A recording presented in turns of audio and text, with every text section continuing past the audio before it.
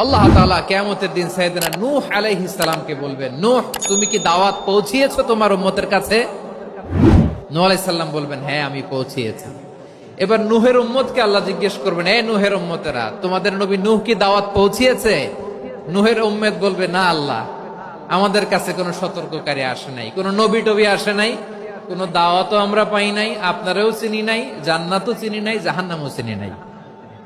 নূহ আলাইহিস সালাম বিপদে পড়ে যাবেন। তখন আল্লাহ বলবেন, নূহ তুমি বললা পৌঁছিয়েছো, তোমার উম্মত বলে কিছু পায় নাই। নূহ তোমার কি কোনো সাক্ষী আছে? তোমার কথা আর তোমার উম্মতের কথা তো মিলে না। তুমি বললা তুমি আমার নির্দেশনা দাওয়াত পৌঁছে দিয়েছো, কিন্তু তোমার উম্মত বলে পায় নাই। নূহ তোমার পক্ষে কোনো সাক্ষী আছে? নূহ আলাইহিস সালাম বলবেন, আছে। কে? উম্মতে মুহাম্মাদী। তখন আমরা বলবো, আল্লাহ আল্লাহর নবী নূহ আলাইহিস সালাম তিনি আপনি যা যা বলেছেন ঠিক তা তা তার উম্মতের কাছে পৌঁছে দিয়েছে।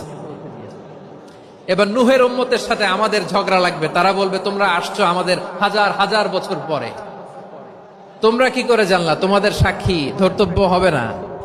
আমরা তখন বলবো, আমাদের কোরআনে তোমাদের নবীর নামে আল্লাহ তাআলা একটা সূরা নাজিল করেছেন, সূরাতে নূহ।